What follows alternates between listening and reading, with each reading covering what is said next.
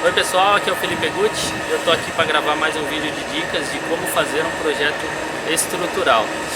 E eu tô aqui visitando uma das obras que a minha empresa, a Jorge Gucci Engenharia, desenvolveu. Então, nós fizemos os projetos de estrutura elétrica e hidráulica de uma indústria, tá?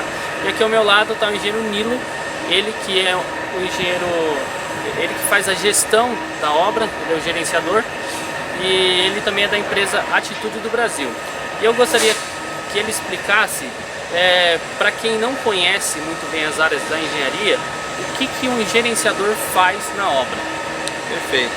Bom, qual é o papel do engenheiro gerenciador, ou o engenheiro que cuida da parte de gestão da obra?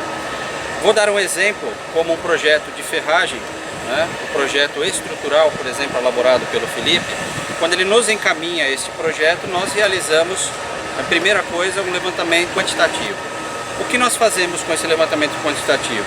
Volume de concreto, quantidade de formas, madeiras, quantidade de aço, ok? E aí nós então, após esse levantamento quantitativo, nós realizamos uma tomada de preço com os fornecedores, cada qual especializado na sua atividade. Após essa tomada de preço, definimos o melhor custo, prazo e qualidade desses fornecedores, e aí então tomamos uma decisão na realização da compra. Basicamente eu comentei com vocês sobre um processo relacionado à parte de aço. Nós temos na obra diversos itens. Para cada item desse, basicamente nós realizamos esse processo, seja com mão de obra, seja com materiais, e sempre procuramos dar suporte ao nosso cliente. Elaboramos cronograma físico, cronograma financeiro, sempre baseado nas informações técnicas. Mas lembrando, tudo começa com o projeto estrutural e, no nosso caso, realizado pelo Felipe aqui. Foi sempre buscando a melhor economia para o cliente, né? Exatamente, a melhor solução técnica e a melhor situação que cabe naquele serviço a ser realizado, ou aquela atividade, por exemplo, pela compra de materiais.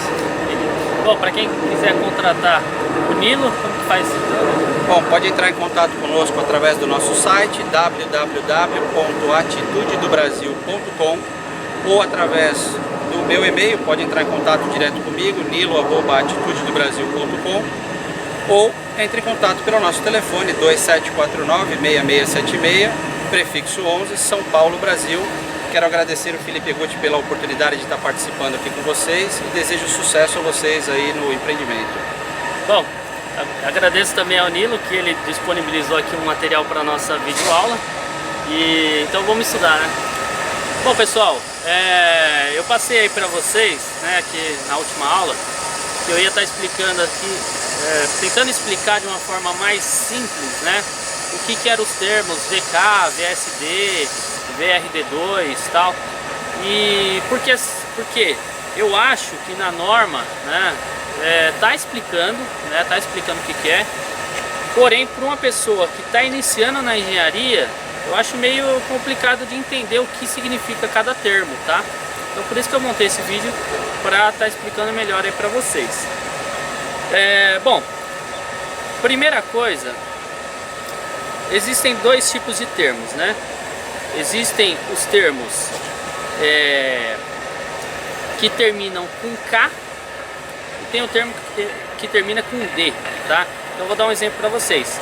Por exemplo, VK, né, seria um valor de carga, seria a cortante característica, né? Então o VK seria a cortante característica.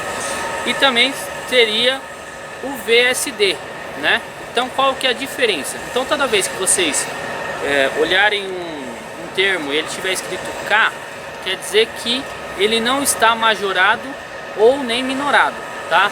Então quando eu pego o VK, é um valor do diagrama, e aí eu transformo ele em VSD. Como que eu transformo? Eu faço a majoração. Se é força, eu majoro, e se é resistência, eu minoro, tá? Então, por exemplo, o FCK é um valor de resistência, né? Valor de compressão do concreto característico. Então, eu transformo ele em FCD, né? Seria um valor de cálculo, e aí para isso eu minoro por 1.4. Então resistências eu sempre minoro e forças eu sempre majoro. Então se eu tenho VK ou MK, alguma coisa característica, aí eu pego e transformo ele em MD ou VSD, por exemplo, e aí eu majoro essa carga por 1.4, entendeu? Bom, o VK então está explicado, né? VSD, então o VK seria um gráfico de cortante, né? E o VSD seria um gráfico de cortante, porém majorado, né? Com 1.4 de coeficiente de segurança. Nós temos também o VRD1, tá? O VRD1 é a resistência quando você tem cortante em lajes, tá? Isso é muito difícil, só quando você tem uma laje muito carregada, tá? Então você teria cortante em laje. Na maioria das vezes você não tem. Então a norma mostra lá, para o cálculo do VRD1, ela mostra uma fórmula a qual, se você calculando lá, se ficar abaixo de um certo limite, você pode desconsiderar cortante na laje, tá? Então na maioria das vezes isso acontece, você pode desconsiderar, tá? Então o VRD1 é cortante em laje, tá? O VRD2 é assim, imagine que dentro de uma viga existem como se fosse uma treliça, né? Então a carga entra aqui e ela vai para os apoios como se fosse sempre pelas bielas, né? Sobe e desce, formando como se fosse uma treliça. Então o VRD2 é o cálculo da biela, né? A biela de compressão que está aqui dentro da sua viga, entendeu? Então você calcula essa resistência. O VRD2 é a resistência da biela à compressão da viga, tá? E aí também tem o VRD3, que seria o cálculo da armadura transversal. Então esses estribos aqui, tá? Bom, temos também outra coisa que eu gostaria de falar com vocês é o seguinte: para o VRD2, né, a gente tem como se fosse treliças, como já foi falado, e as diagonais elas podem variar de 45 a 30 graus, tá? Então você pode definir que ela está correndo a 30 graus, então vamos dizer do seu nível para cima 30 graus aqui, né? Então essa biela tá indo nesse sentido. Ou então você pode definir que está a 45 graus. Existe na norma um modelo de cálculo de cortante, existe o modelo 1 e o modelo 2. A diferença desses dois modelos é essa: o modelo 1 o valor é fixo de 45 graus, então o ângulo da biela ela só é 45 graus no modelo 1. No modelo 2 você pode variar de 45 a 30, tá? Uma dica aí para vocês é o seguinte: sempre calculem no modelo 1. Porém, quando você tem uma viga muito carregada, é preferível, né? Quando você tem, vamos dizer, uma viga alavanca ou uma viga de transição que ela tem muita armadura, né? A força cortante dela é muito grande. É preferível que você use o modelo 2 a 30 graus, tá? Que aí você tem uma pequena redução.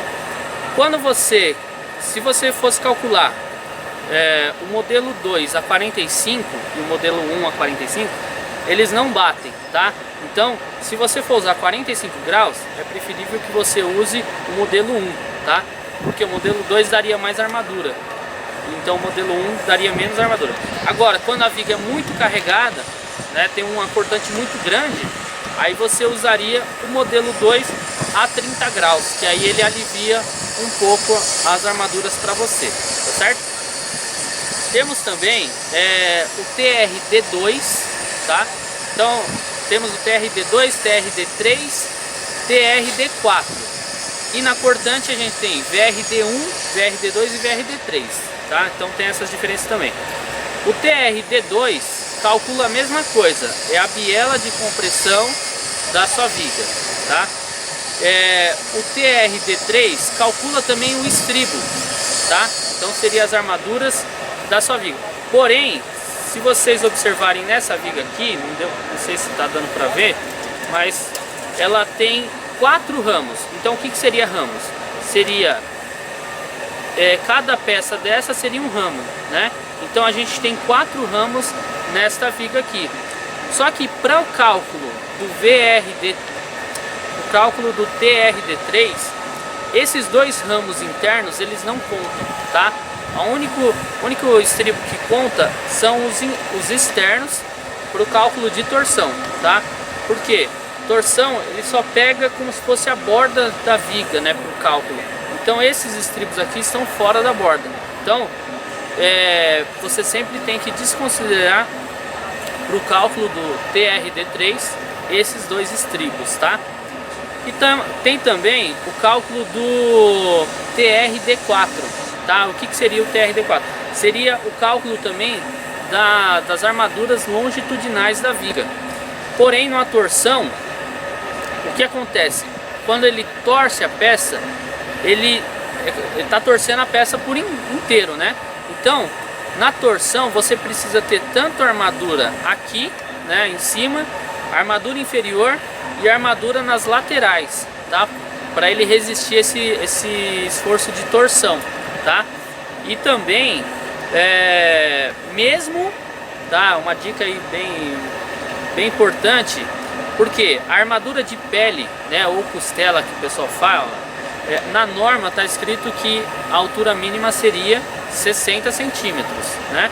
Porém, quando você tem torção na sua viga, essa armadura que vai aqui nas laterais, ela precisa ter, assim, dependendo da sua força de torção, você precisa colocar mesmo sendo, se a altura for menor que 60, entendeu? Então, para torção, vamos dizer que você tem uma viga de 40 centímetros. Se ela, dependendo do carregamento da torção, você precisa armar aqui as laterais como se fosse uma armadura de pele também, entendeu? Então isso é bem importante, porque às vezes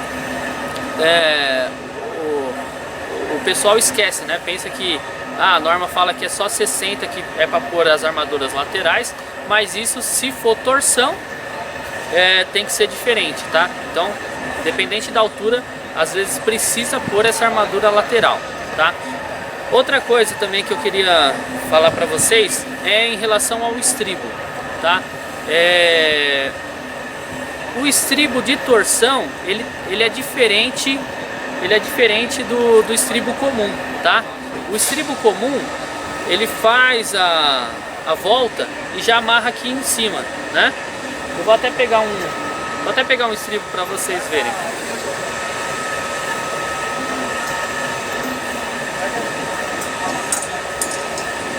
Então, ó, um estribo normal, o que ele faz?